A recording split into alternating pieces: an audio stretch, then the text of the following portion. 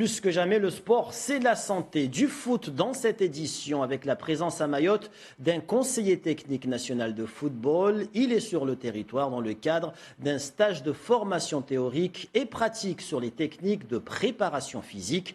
Une formation suivie par une vingtaine d'éducateurs sportifs de la Ligue mahoraise de football. Plus de précisions avec Hachim Saïd Hachim et Zora Abdou Café. Ce stage de 4 jours est un complément de formation basé essentiellement sur la préparation physique et athlétique. L'idée c'était de mettre en place une formation, un certificat fédéral de préparation athlétique destiné aux éducateurs pour améliorer les compétences et les savoir-faire des éducateurs qui ont en charge sur l'île soit des équipes de jeunes, soit des équipes seniors. En football, les techniques de préparation évoluent constamment.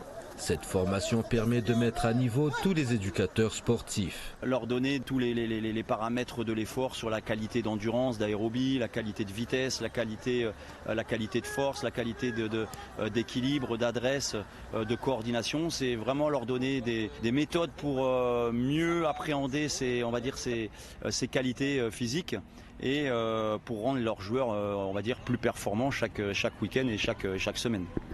Ce complément de formation répond aux besoins des entraîneurs de clubs en fonction de leur environnement. J'ai mis en place cette formation de 32 heures en Guyane au mois de juin. Là, à Mayotte, c'est ma deuxième expérience.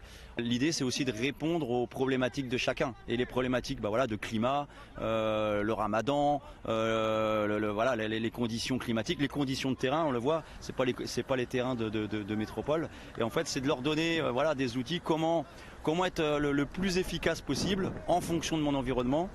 L'éducateur sportif pourra formuler une demande de certification à tout moment après une pratique d'une ou plusieurs saisons en club. Après, on continue, c'est-à-dire qu'en fait, il y a très peu d'attentes et très peu de gens à la...